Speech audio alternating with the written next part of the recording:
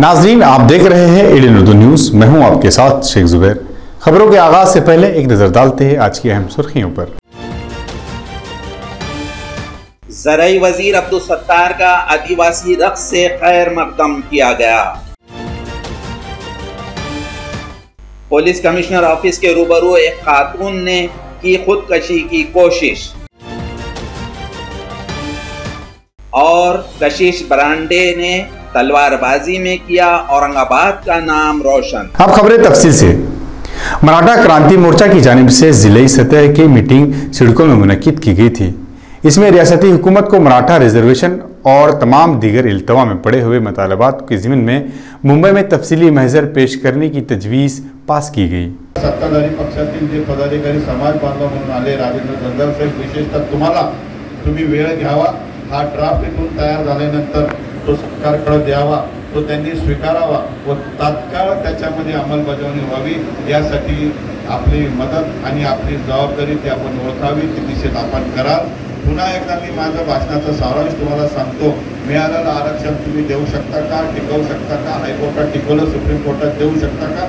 नाही तर नवीन देणार तर किती दिवसात, किती तारखेला, किती तासाला, किती दिवसात रिपोर्ट तयार होणार, कोणत्या तारखेला कॅबिनेटमध्ये स्वीकारला जाणार, विशेष अधिवेशन होणार का, या अधिवेशनात येणार का, आल्यानंतर परिपत्र निघणार का, ऑर्डिनन्स निघणार का, कायद्यात रूपांतर होणार का, कायद्यात रूपांतर झालं का, त्याला हायकोर्टात प्रोटेक्शन कसं मिळेल, सुप्रीम कोर्टात प्रोटेक्शन कसं मिळेल, हे तुम्ही सांगा। रिकाम्या गप्पा सांगू नका। आणि परत एकदा सांगतो, मी पण एका राजकीय पक्षामध्ये काम केलेलं आहे।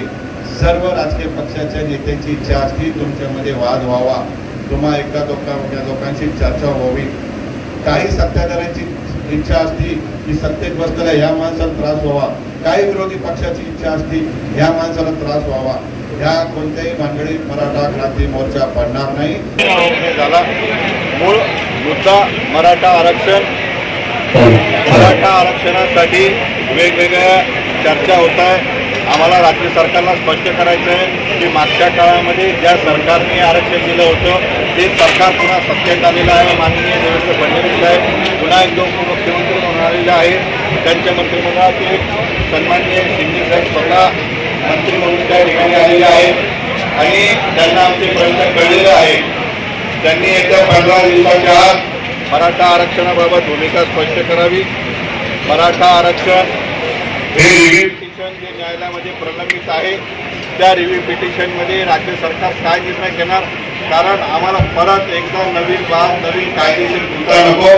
कारण सुप्रीम कोर्टामध्ये एखादी रिव्ह्यू पिटिशन प्रलंबित आहे, त्यानंतर जे सरकारमधेज राज्यामध्ये बदललेले आहेत, जे काही मुद्दे त्याच्यामध्ये राज्य साहेबांनी आता सांगितले त्याप्रमाणे तो राज्याला अधिकार आहे का नाही, सुप्रीम कोर्टाने सांगितलं राज्याला अधिकार नाही, परंतु नंतर लोकसभेने पुन्हा एकदा कायदा करून ते अधिकार राज्याला दिले।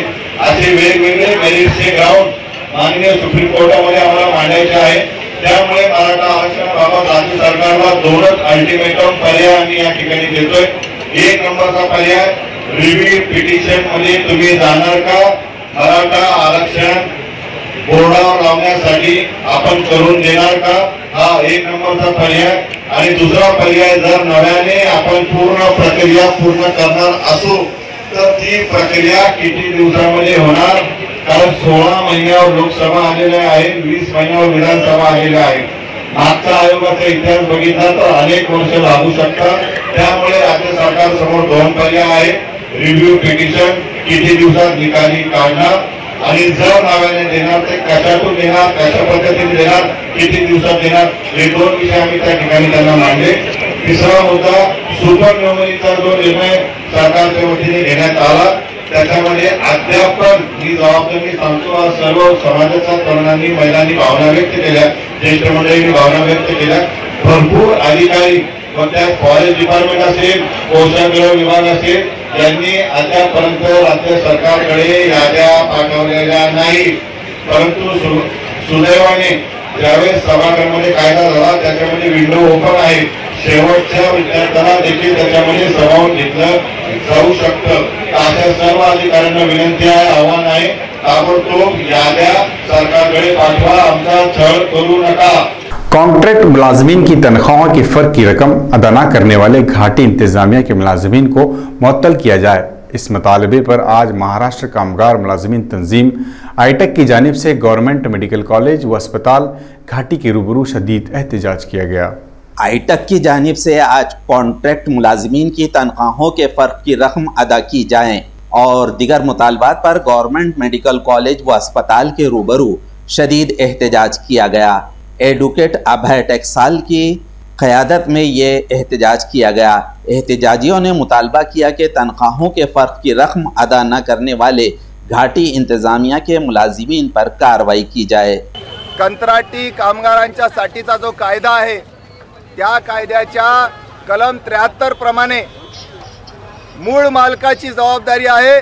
ते पुस्तक देखील मी आता घेऊन आलोय. डॉक्टर सुशिक्षित असतात, एओ सुशिक्षित असतात, ग्रॅज्युएट पोस्ट ग्रॅज्युएट असतात, परीक्षा पास होऊन आलेले असतात आणि त्यांना क्वालिफाईड समजतात. त्यांना इंग्रजी पण वाचता येतं, मराठी पण वाचता येतं. परंतु आत्ताच्या आमच्या ज्या प्रशासकीय अधिकारी एओ मॅडम आहेत, कुलकर्णी मॅडम, यांचा अडाण्याच्या पुढं कारभार झालेला आहे. तुमचा आणि आमचा संबंध काय असं ते म्हणतात. त्यांना कायद्याचं पुस्तक दिलं, वाचायला लावलं, तरी देखील त्यांना कायदा समजत नाही. इंग्रजीच्या 2 वळी वाचता येत नाही. त्यांना म्हणलं मराठी पुस्तक घेऊन वाचा, कोणाला तज्ज्ञाला विचारा. कामगार उपायुक्तांनी आदेश दिला त्यांना की किमान वेतन दिला का नाही हे बघण्याची जबाबदारी तुमची आहे मूळ मालक म्हणून, आणि ही तुम्ही पार नाही पाडली तर तुमच्यावर गुन्हा दाखल होऊ शकतो. हे कामगार उपायुक्त राऊत साहेबांनी सांगितल्यानंतरही यांचे डोळे उघडत नाही. त्याच्यामुळे आज पुन्हा आम्ही निदर्शनं करत आहोत. आज पुन्हा निवेदन देणार आहोत. जोपर्यंत किमान वेतनाच्या फरकाची रक्कम 12.5 लाख रुपये जी कुलकर्णी मॅडमनी दाबून ठेवलेली आहे ती जोपर्यंत या आमच्या कामगारांच्या खात्यात जमा होत नाही तोपर्यंत आमची वारंवार निदर्शनं चालूच राहतील. ऑटो रिक्शा ड्राइवर मालिक के लिए बोर्ड कायम किया जाए. इसके अलावा दीगर मतलबात के लिए औरंगाबाद संघर्ष एक्शन कमेटी की जानिब से इलाकाई ट्रांसपोर्ट अफसरान को मेमोरेंडम पेश किया गया. मतलबात मंजूर नहीं किए गए तो शदीद एहतजाज का इशारा दिया गया. लेकिन जितना महाराष्ट्र में पुलिस की तकलीफ है वो इंडिया के हर कोई स्टेट में नहीं है. और ये फिलहाल में जो चालू करे स्पीड गन ऑनलाइन चालान, इसमें से तो खाए पिए कुछ नहीं, गिलास फूटा मारने दंड ऐसी बातें हो गई है. 2,000 रुपये भाड़े में बच रहे हैं, 10,000 का चालान ड्राइवर घर पर लेके आ रहा है. इसके बदले में उसमें और एक परेशानी ये कि फाइनेंस वाले अभी पिछले हफ्ते में एक पाराला के ड्राइवर ने खुदकुशी कर ली. कल एक ड्राइवर को, धुलिया के ड्राइवर को गाड़ी भाड़े के लिए गए, उधर ही मार के डाल दिया. यानी कि पुलिस प्रशासन का जहाँ पर फाइनेंस वाले मारपीट करते हैं उधर छोड़ने को जाते नहीं. ये ड्राइवर गायब हो जा रहे, गाड़ियाँ चोरी जा रही, उधर इनका ध्यान नहीं है. उनका ज़्यादा ध्यान काय पे स्पीड पर. जहाँ भी गाड़ी स्पीड पे थोड़ी भी अगर आगे बढ़ गई कि 10,000 हज़ार के चालान दे रहे. तो इस रिक्शा की दर वाढ़ 2014 से रिक्शा के मीटर वाढ़ हो ही नहीं है. ये सब मुद्दे को लेकर हमने अभी विभागीय आयुक्त कार्यालय में निवेदन दिए है, सीएम साहब को निवेदन दिए है. 15 तारीख तक ये मसले पे कुछ हल हो गया तो ठीक है, नहीं तो 16 और 17 सितंबर को औरंगाबाद में बहुत बड़ा हम आंदोलन करेंगे. ये निवेदन मैंने साफ तौर पे लिखा है, अगर रिक्शा वालों की, ट्रक, बस, एम्बुलेंस इनके मांगना पूरी नहीं होती तो हम 16 और 17 तारीख को बहुत बड़ा ठिय्या आंदोलन करने जा रहे हैं. आजपर्यंत लॉकडाऊन संपल्यापासून आतापर्यंत वाहतूक विभाग आणि RTO प्रशासन यांनी कोणतीही रिक्षा चालकाची दयामाया न करता आतापर्यंत प्रत्येक रिक्षा चालकाच्या रिक्षावरती 10 ते 15 ते 20 हजाराचे मेमो आणि पावत्या दिलेल्या आहेत. आणि लॉकडाऊनपासून आतापर्यंत 10 रिक्षा चालकांनी आत्महत्या केलेल्या आहे कर्जबाजारीला कंटाळून. पण एवढं देऊनही आमच्या औरंगाबादमध्ये प्रत्येक वेळेस मीटिंगा, प्रत्येक वेळेस बैठका घेऊनही कलेक्टर आणि वाहतूक विभाग आणि RTO यांना कोणताही यांनी त्यांच्याकडे लक्ष दिलेलं नाही आमच्या निवेदनाकडे। मग हे आम्हाला का प्रत्येक वेळेस जाब विचारतात की तुम्ही शिस्त लावा, तुम्हाला मग मीटर दर वाढ देतो, म्हणजे हा जवाब कोणता आहे यांचा? हे शासनाने प्रत्येक वेळेस बघून आमचा लवकर आम्हाला न्याय द्यावा हीच विनंती, नाही तर आम्ही भव्य आंदोलन येत्या 16-17 तारखेला करू। औरंगाबाद म्यूनिसिपल कॉरपोरेशन के कमिश्नर डॉक्टर अभिजीत चौधरी को अपने हक का बंगला जलश्री मिल ही गया। वाज़ेह हो कि ये बंगला दिल्ली गेट पर है। म्यूनिसिपल कॉरपोरेशन के एडमिनिस्ट्रेटर के ओहदे पर डॉक्टर अभिजीत चौधरी 2 अगस्त को रुजू हुए थे। म्यूनिसिपल कॉरपोरेशन का कामकाज संभालने के बाद उन्होंने औरंगाबाद शहर के कामकाज पर तवज्जो दी। ताहम 1 माह गुजर जाने के बाद उन्हें सरकारी रिहाइशगाह हासिल हुई, क्योंकि साबिका म्यूनिसिपल कॉरपोरेशन के एडमिनिस्ट्रेटर आस्तिक कुमार पांडे ने सरकारी रिहाइशगाह खाली नहीं की थी। अब डॉक्टर अभिजीत चौधरी को सरकारी रिहाइशगाह हासिल हो गई है, जो दिल्ली गेट इलाके में है। औरंगाबाद पुलिस कमिश्नरेट के रूबरू गंगापुर तालुके के मांडवा देहात के 32 साला सविता दीपक काड़े ने जिस्म पर मिट्टी का तेल डालकर खुदकुशी करने की कोशिश की। पुलिस की मुस्तैदी के बाइस खातून को फौरन घाटी अस्पताल में शरीक किया गया। ये खातून 50 से 60% झुलस गई हैं। सविता दीपक काड़े 32 साल की खातून जो मांडवा देहात तालुका गंगापुर की रिहायशी है। इस खातून का अपने शौहर के साथ हमेशा झगड़ा होता था। सविता टेंशन में रहती थी। खातून का बुनियादी तनाज़ा पड़ोसी के साथ था। इसमें शौहर भी पड़ोसी का साथ देता था और बीवी को मारपीट करता था। ऐसी खातून की शिकायत थी। आज इस खातून ने शहर पुलिस कमिश्नर ऑफिस में दाखिल होकर मेमोरेंडम दिया और ऑफिस के रूबरू खुद को जलाने की कोशिश की और वो झुलस गई। इसे पुलिस ने घाटी अस्पताल में शरीक किया। डॉक्टर्स ने बताया कि वो 50 से 60% झुलस गई है। डॉक्टर पंजाबराव देशमुख हयातियाती ज़रई मिशन और कौमी ज़रई और देहाती तरक्याती बैंक नाबार्ड की जानिब से एक प्रोग्राम मुनक़िद किया गया था। इस मौके पर धारनी ज़िला अमरावती में रिवायती आदिवासी रक़्स से ज़रई वज़ीर अब्दुल सत्तार का खैर मक़दम किया गया। डॉक्टर पंजाबराव देशमुख हयातियाती ज़रई मिशन, कौमी ज़रई और देही तरक्याती बैंक नाबार्ड ज़रई पैदावारी तंजीमों की जानिब से धारनी ज़िला अमरावती में रिवायती आदिवासी रक़्स से ज़रई वज़ीर अब्दुल सत्तार का खैर मक़दम किया गया और आदिवासी सकाफ़त के लिहाज से वज़ीर अब्दुल सत्तार का इस्तकबाल किया गया।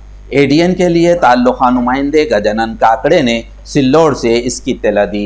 औरंगाबाद की रिहायशी कशिश बरांडे, इस लड़की ने लंदन में दौलते मुश्तरका खेलों के मुकाबले में तलवारबाजी में अव्वल मुकाम हासिल किया और शहर और औरंगाबाद का नाम रोशन किया। लंडन येथे नुकत्याच झालेल्या कॉमनवेल्थ तलवारबाजी स्पर्धेत आपल्या संभाजीनगरची कशिश बराड हिने या आंतरराष्ट्रीय स्पर्धेमध्ये कांस्य पदक मिळवलेले आहे। तर संभाजीनगरच्या दृष्टीनं हा एक मानाचा तुरा समजता येईल। एक संभाजीनगर सारख्या छोट्या शहरातील मुलगी आंतरराष्ट्रीय स्तरावर अशा पद्धतीनं कांस्य पदक मिळवते। निश्चित आमच्या संभाजीनगरकरांसाठी ही अभिमानास्पद बाब आहे। पण तुम्ही सांगेल हे कॉमनवेल्थ पर्यंत नाही थांबलं पाहिजे, ते ऑलिम्पिक पर्यंत पोहोचण्याची आवश्यकता आहे आणि निश्चित संभाजीनगर वासियांच्या त्या कामगिरीला शुभेच्छा। याआधी मी अजून नॅशनल इंटरनॅशनल भरपूर स्पर्धा खेळलेली आहे, पण कॉमनवेल्थ ही माझी फर्स्ट कॉम्पिटिशन होती आणि तिकडे सगळ्यात पहिले तर सगळेजण आलेले होते आणि ते सगळे तयारीने पण आले होते। त्यानुसार माझी पण तयारी होती की आपल्याला आपल्या इंडियासाठी मेडल आणायचं आहे म्हणून। तिकडे तर म्हणजे सगळ्यात पहिले सगळे इंटरनॅशनल प्लेयरच होते। एकदम सगळेजण खूप कॉन्फिडेंट पण होते आणि त्यांनी खूप चांगली प्रॅक्टिस पण केली होती। खूप टफ कॉम्पिटिशन होती तिकडे। सत्यशोधक विद्यार्थी तंजीम औरंगाबाद शाह की जानिब से आज बाबा साहब अम्बेडकर मराठवाड़ा यूनिवर्सिटी में दीगर मकामात से दाखिलों के लिए आने वाले तुलबा और तालिबात की रहनुमाई की गई। तुलबा को एडमिशन मुख्तलिफ शोबेजात और हॉस्टल की मालूमात भी दी गई। आज डॉक्टर बाबासाहेब आंबेडकर मराठवाडा विद्यापीठामध्ये ऑदर युनिव्हर्सिटीचे साठी विद्यार्थी आणि विद्यार्थिनी इथे आलेले आहेत। ऑदर युनिव्हर्सिटीचे आजचा पूर्ण दिवस ऑदर युनिव्हर्सिटीच्या विद्यार्थ्यांसाठी इथे ठेवण्यात आलेला आहे। आज डॉक्युमेंट व्हेरिफिकेशन होतं फक्त ऑदर युनिव्हर्सिटीतल्या मुलांसाठी आणि मुलींसाठी। तर आम्ही सत्यशोधक विद्यार्थी संघटनेतर्फे इथे मदत केंद्र म्हणून इथे बसलो आहोत सकाळपासून. जोपर्यंत ॲडमिशनची पूर्ण प्रक्रिया होत नाही तोपर्यंत सत्यशोधक विद्यार्थी संघटनेकडून हे मदत केंद्र सुरू होणार म्हणजे राहणार आहे. यामध्ये विद्यार्थ्यांना त्यांनी ऑनलाईन रजिस्ट्रेशन केलं आहे का आणि ज्यांनी ऑनलाईन रजिस्ट्रेशन केलेलं नाही आहे त्यांनी कसं ॲडमिशन घ्यायचं हे सुद्धा आम्ही या मदत केंद्रातर्फे सांगत आहोत. त्याचबरोबर विद्यार्थ्यांना वेगवेगळ्या अडचणी येत आहेत. जर इथे ॲडमिशन केलं तर मग कशा फॅकल्टी आहेत, कसे शिक्षक आहेत किंवा जर ॲडमिशन झाल्यानंतर हॉस्टेलमध्ये कसं प्रवेश घ्यायचा या संदर्भामध्ये सत्यशोधक विद्यार्थी संघटना मार्गदर्शन करत आहे सकाळपासून. यामध्ये परभणी, नांदेड म्हणजे पूर्ण महाराष्ट्रातून विद्यार्थी आले आहेत, पण जास्तीत जास्त ग्रामीण भागातून विद्यार्थी डॉक्टर बाबासाहेब आंबेडकर मराठवाडा विद्यापीठामध्ये येतोय. आम्ही सत्यशोधक विद्यार्थी संघटनेतर्फे आज डॉक्टर बाबासाहेब आंबेडकर मराठवाडा विद्यापीठामध्ये जी प्रवेश आहे आजचा विद्यार्थ्यांचा जो आदर विद्यापीठ आहे आदर विद्यापीठांचा प्रवेश होता विद्यार्थ्यांचा PGसाठी आणि ह्या विद्यार्थ्यांची मदत करण्यासाठी आम्ही सत्यशोधक विद्यार्थी संघटनेतर्फे मदत केंद्र टाकलेलं आहे. आणि ह्या मदतीच्या माध्यमातून विद्यार्थ्यांना जे वेगवेगळे प्रश्न आहेत किंवा जे वेगवेगळे त्यांना अडचणी आहेत त्याच्यामध्ये ते आम्ही त्यांना ते सोडवण्याचा प्रयत्न करतो. याच्यामध्ये विद्यार्थ्यांच्या जे डॉक्युमेंट आहेत, विद्यार्थ्यांचे जे डिपार्टमेंट आहेत, विद्यार्थ्यांना कोण्या याच्यामध्ये त्यांचं रजिस्ट्रेशन झालं आहे त्या संदर्भामध्ये आम्ही पुरेपूर याची इथे विद्यार्थी संघटनेतर्फे माहिती देत आहोत. याच्यामध्ये हॉस्टेल आहे, याच्यामध्ये नंतर वेगवेगळे कोर्स आहेत त्या कोर्स संदर्भामध्ये आणि एकंदरीत जे आज आपण बघतो की आज महाराष्ट्रभरातून देशभरातून विद्यार्थी इथे अदर युनिव्हर्सिटीचे आलेले आहेत त्यांच्यासाठी आम्ही खास करून इथे सकाळपासून मदत केंद्र टाकलेलं आहे. खबरों के सिलसिले को खत्म करने से पहले फिर एक नजर डालते हैं आज की अहम सुर्खियों पर. ज़राई वजीर अब्दुल सत्तार का आदिवासी रक्स से खैर मकदम किया गया. पुलिस कमिश्नर ऑफिस के रूबरू एक खातून ने की खुदकशी की कोशिश और कशिश ब्रांडे ने तलवारबाजी में किया औरंगाबाद का नाम रोशन. ये थी आज की अहम खबरें. कल फिर मुलाकात होगी ताज़ा तरीन खबरों के साथ. तब तक देखते रहे ADN उर्दू न्यूज़, आवाज़ हर दिल की. आदाब.